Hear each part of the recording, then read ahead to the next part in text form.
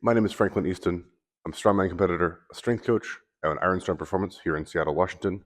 And today I wanted to talk about the second part of my two-part series talking about training motivation. This part focusing more on short-term motivation. And the real key here is making the right choices the easiest choices. And I realize that this is not the kind of motivation that people are typically thinking of. If you search on YouTube for fitness to motivation, there'll be a ton of videos that'll pop up that are very much this raw, always amped up, everything cranked to 10 style of motivation. And that a lot of people that I talk to, especially people who are less experienced, seem to think that that's what's required to be engaged with training, consistent, and train hard on a regular basis. That's very much not the case from my experience and the high level athletes I've talked to. And it's very much not what really anybody does. But that's very much the perception. So I'm calling it motivation because it's solving the problem that people typically ask when they say they're having trouble with being motivated enough or just being disciplined enough. I don't think that those are really the deficits that they think they are. I just think they're looking for answers in the wrong places. But usually, when that kind of question is brought to me, the problem is they aren't consistent enough with training. They don't put enough effort into training. They aren't consistent enough with nutrition or sleep or some variable related to training. Um, and they're looking for a way to be more consistent and put more effort in.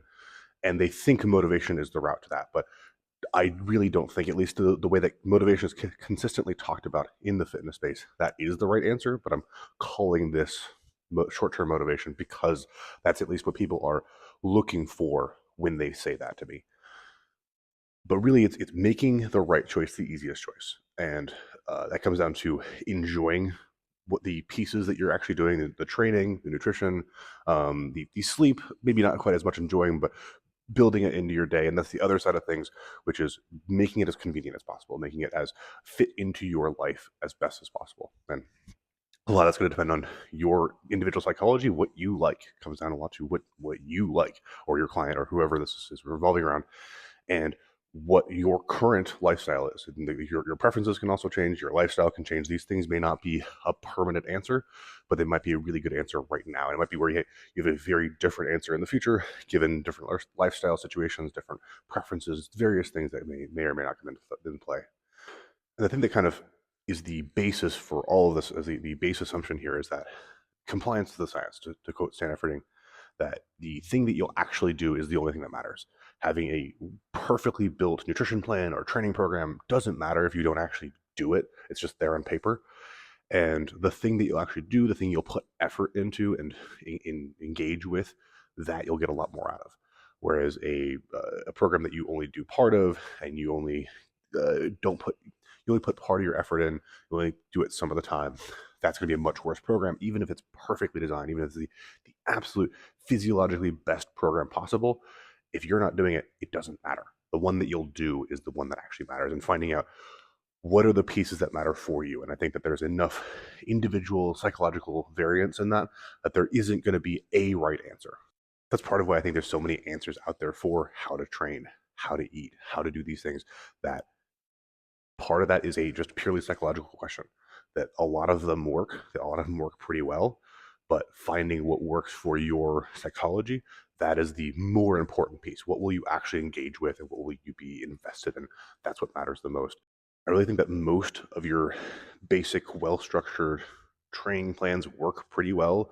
Most of your basic, well structured nutrition plans work pretty well. The thing that is the biggest difference, part of why there's so many different answers of how to lift, how to eat, is what that person's psychology is. That someone had a different, the typical answers didn't fit them psychologically particularly well. They came up with other answers that had probably as much physiological value, but had far more psychological value. And that's what really matters. They had much better success because it fit their psychology way better, not because it was physiologically way different. It just was easier to adhere to, easier to put effort in, easier to get bought into. Um, that I think there are certainly things that matter. There are certain baseline things that cannot be violated or are more or less important. But a lot of the differences between training styles, between nutrition styles, come down to, in my opinion, a difference in psychology and what will work with that person the best. Another thing, sort of underneath this whole idea, is this does depend on the individual, not just in psychological tendency, but also in how much they need this. Some people unless they absolutely despise what they're doing, they will do it. They will kind of keep trudging forward and they'll keep gutting it out. Those are relatively rare. Those are not the norm, but they do exist. But it's very much on a continuum. There's one end where basically no matter what you tell them to do, they will do it. They'll be consistent and they'll put in effort. There is a bottom end of that range too, where it's just too miserable for that person to do. On the other end of the scale, you have somebody who really needs to be something that they really enjoy. It really has to be catered to them more intentionally. And if it's not, they're going to have a harder time staying consistent. They're going to have a harder time staying engaged.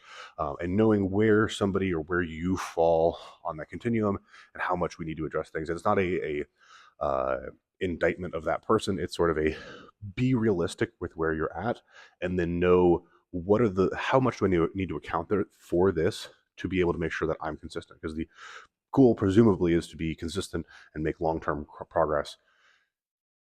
You have to be consistent to make long-term progress. That accounting for your own psychology will set you up the best to do so. If you delude yourself, if you are somebody who's on that end of the scale where they need to have things catered to them, if they aren't enjoying it, they won't be consistent. And you delude yourself into thinking that I can get out anything, you're probably not in a situation where you're going to have long-term success, be able to train consistently, get as good as you could, because you're going to be constantly fighting yourself and trying to rely on just discipline or motivation, and that's not going to consistently provide enough fuel for you to keep going. You need to make it as easy and fit you as best as possible. But not everybody needs this to the same degree. Some people need a lot more, where you got to account for this more and more.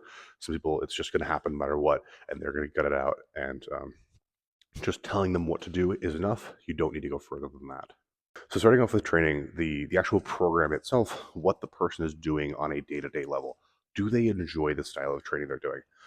If you have somebody who really likes to go in there and go all out and just be exhausted at the end of a workout, and they're never getting that, those kinds of people, in my experience, often will do a bunch of extra stuff or push themselves hard in other parts of life that maybe aren't as conducive to fitting into training.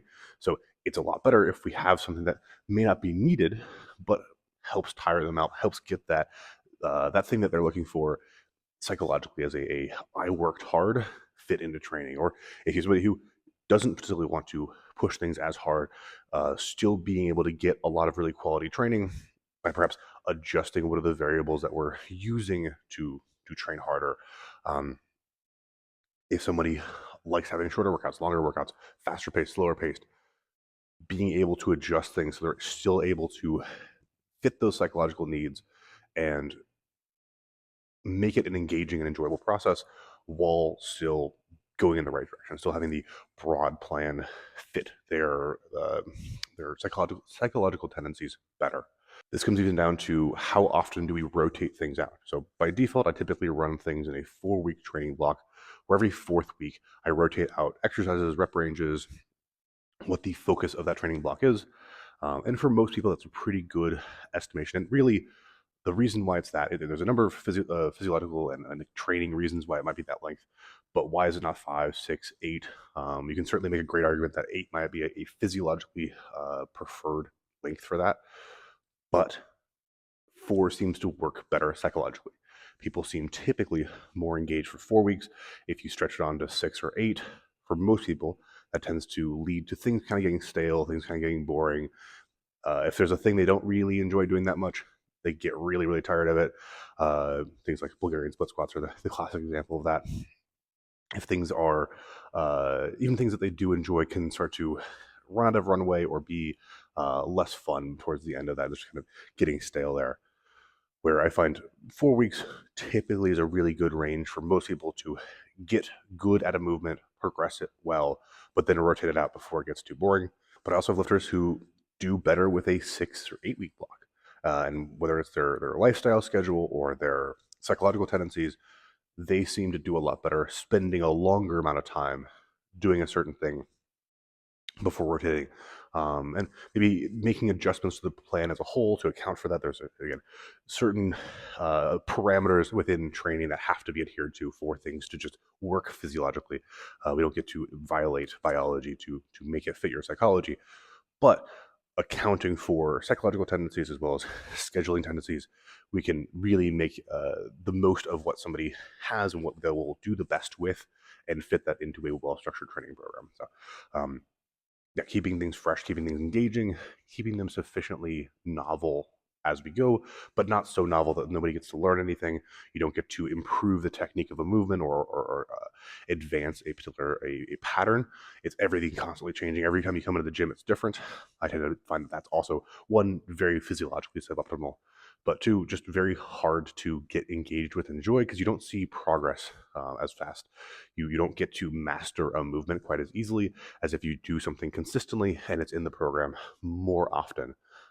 Whereas something is in only being done every once in a while, it's be much harder to master it, feel accomplished by improving the technique and improving the strength on a given lift. Even if strength and technique is not their main goal, if, let's say, muscle mass is, it's still, I find, quite satisfying to find a movement that's very challenging and then get better at it and be able to execute it at a higher and higher level as you become more comfortable. But doing that indefinitely, especially without changing rep ranges or some other variable, I find makes it much harder for people to stay engaged. So now that we talked about the program, talk about what gym are you training at? How convenient is it for you to get to at the time that you're planning to get there? Is there rush hour traffic that's crazy when you're planning on training? And if you go on weekends, it's fine. But if you go right when you're planning after work, it's going to be an hour and a half to get there, and that's more than you're willing to spend in traffic. Um, the environment that you're actually training in, is the environment conducive to your goals? Is there a community? If you Most people, I find, do better with community.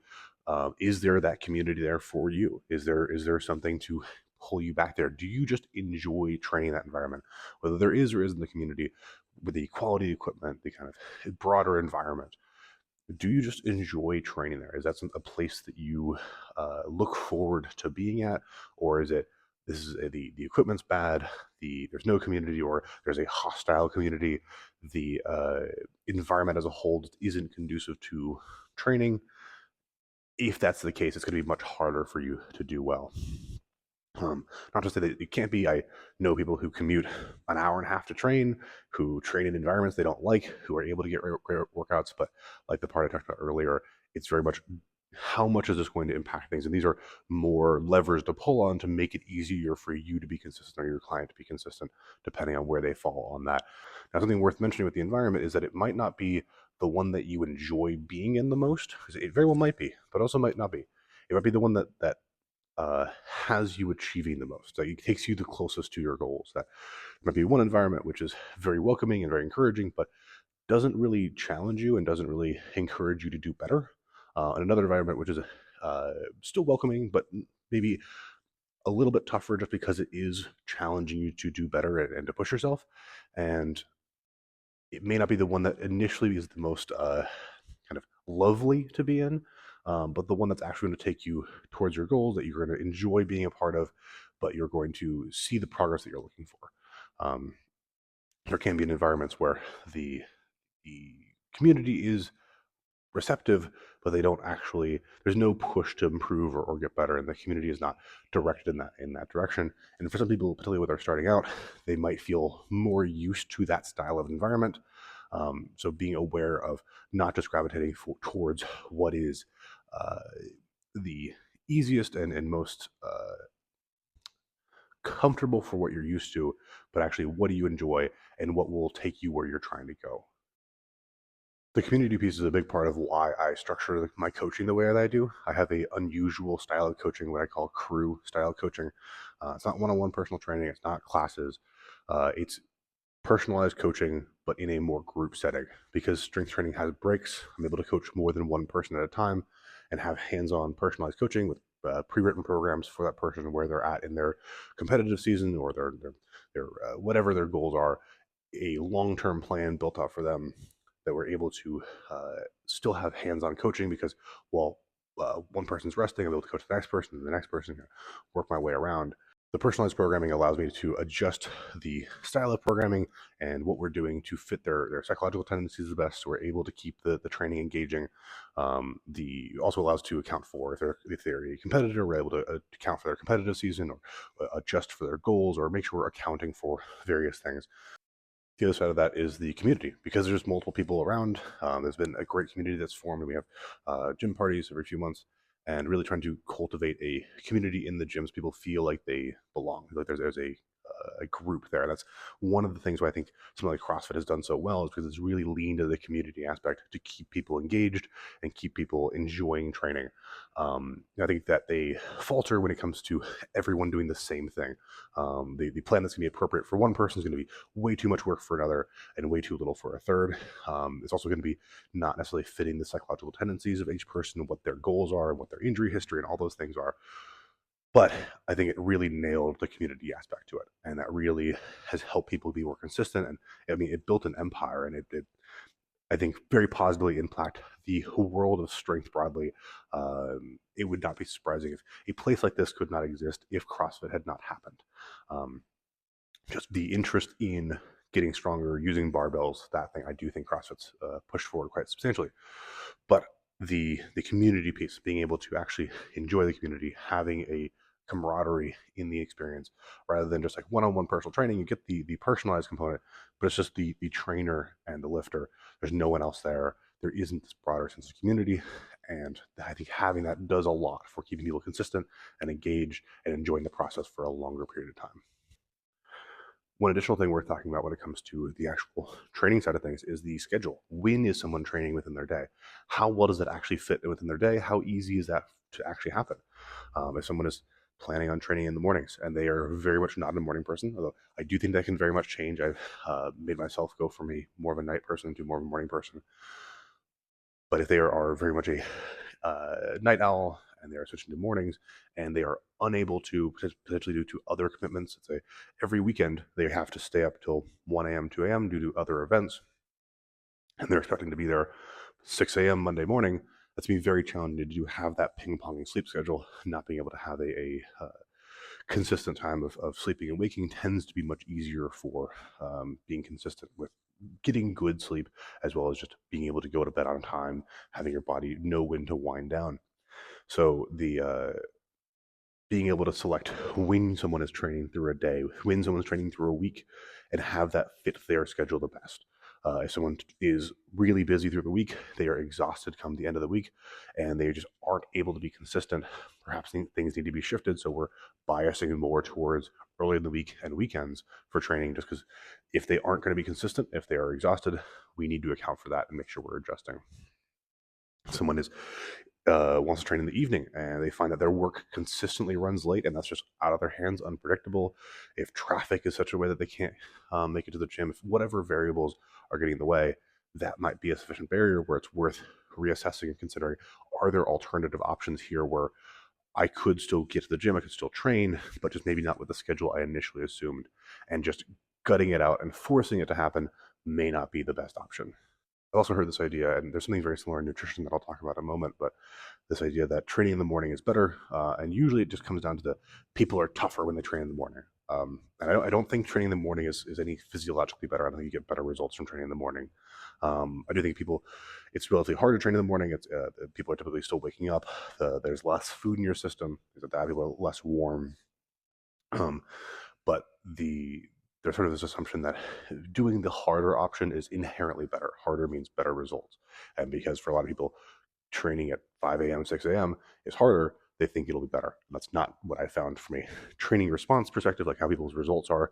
But also just the thing that matters is when you'll do it. Getting it in is the most important part, not just taking the hardest option because it's the hardest option. There are times when taking the harder option is the right option, and uh, it, it's hard to get good because you have to do hard things. They're very real choices. But for a lot of these, like training ultra early in the morning, it isn't distinctly better. Getting it in at all is way better than getting it in at a certain time of day. And there's nothing special about, let's say, early in the morning. But I've heard a number of people who have the sentiment that training early is just objectively better across the board.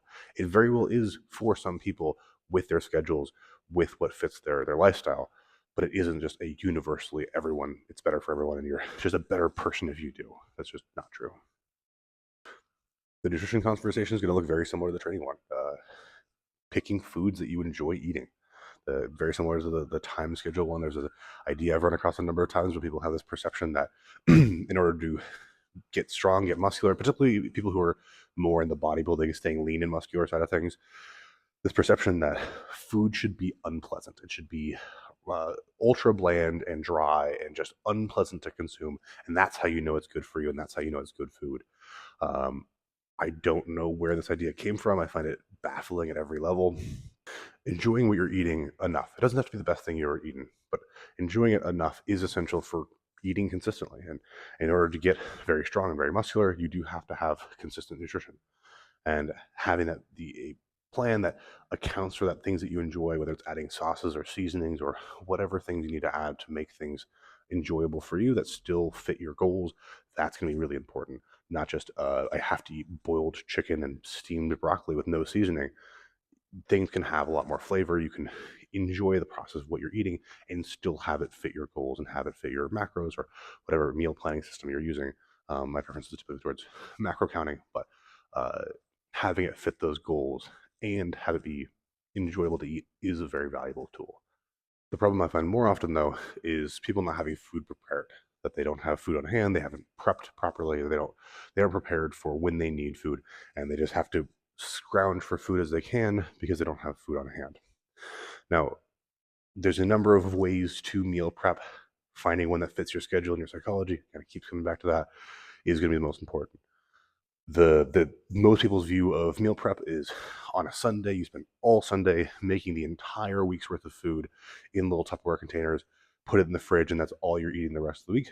That's certainly a very real option. A lot of people do that, works quite well for them. It doesn't have to look like that. And I'll just give the system that I personally use to make cooking as little of a process as possible. I eat an absurd quantity of food. Currently, my calorie requirements are about 7,200 calories. That's with over 330 grams of protein, and keeping fat under 95. So it's a lot of food. It's a relatively clean diet for the most part. Now, how to prep that and make that as non-inconvenient as possible, as convenient as possible. The things that I have found the most time consuming is cooking meat. So I will cook meat in large bulk. I'll cook 6 to 8 weeks at a time. And I will have a chest freezer dedicated for this. I will put the meat in the chest freezer in roughly 1 week increment bags, and then I will pull that out as I need it. I empty one bag, pull another week's bag out, and then only sits in the fridge for about a week. I try to go a little less, so the meat stays fresh; it doesn't go bad. Then the carbs, which I find much faster to make, also much less hands-on. I can just put them in the microwave or in the rice maker or whatever it might be, and everything else is assembling. I just put it all together and I can make a day's worth of food in about half an hour. And that makes a huge difference in how easy it is for me to make food to be prepared for a whole day. It doesn't take like an entire Sunday every Sunday to make food. It doesn't take me multiple hours every day. It takes me about half an hour a day, so long as I spend a few hours every few Sundays. Every 6 weeks or so, I spend 4 hours making all the food, and then I'm good for several weeks. And I found this has been a very good system for my schedule, for what my nutrition plan is, what I find the most inconvenient. That's worked really well for me. That's been a much easier process to get that much food in. The eating is the hard part. That part doesn't. I have not found any great solutions for that part yet. If I do, I'll let you know. But the prep, the planning portion of it, so that I'm able to assemble a full day's of meals in half an hour, put it in my cooler bag, and bring it to the gym so I can be here all day and just eat from that. That works great. That's been a very useful system for me. And it's not that you have to model yourself off to the system, but more so to give ideas that there are other options based on where do you find the meal prepping process the most inconvenient. Do you have time to assemble ingredients, or does it have to be completely made? Maybe you have to rely more on the prepackaged side of things in those situations where you can't have things that you're assembling or making. I've opted less of the prepackaged things, not because I think they're dramatically worse in any regard, they're just more expensive. You're typically paying for convenience when you're paying for prepackaged and ready to eat, and I've opted for a cheapness partially just due to the quantity that I'm eating.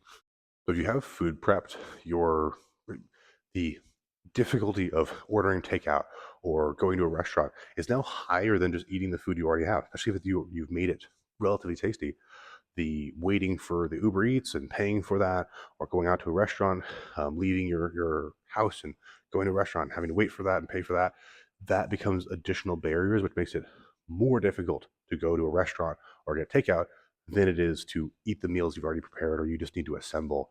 And it's making the right choice the easiest choice. But the basic idea being what is going to fit your schedule the best, what's going to fit your psychology the best, what's going to make the biggest difference of maybe front loading a little bit of effort in one spot, but then not having to deal with it all the time, making it as non inconvenient as possible across the board, just making it as easy of a process as possible.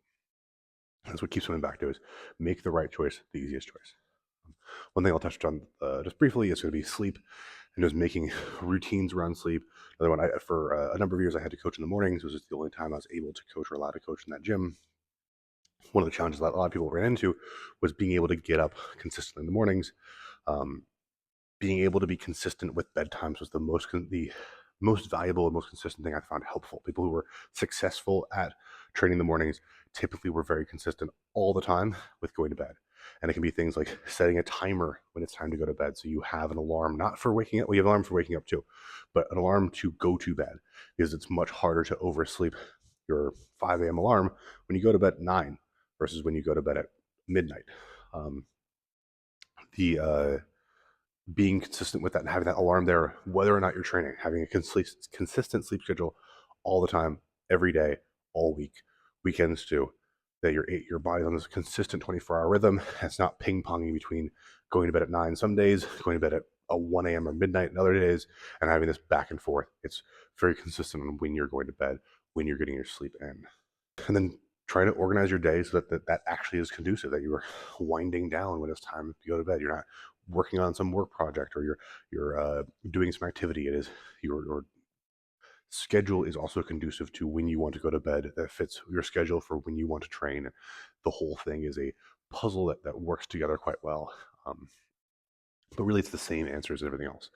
There's a little bit less of the enjoying the process portion, at least for sleep, as far as I'm aware. Things like sleep quality might matter if you're looking into sleep apnea and those kinds of things.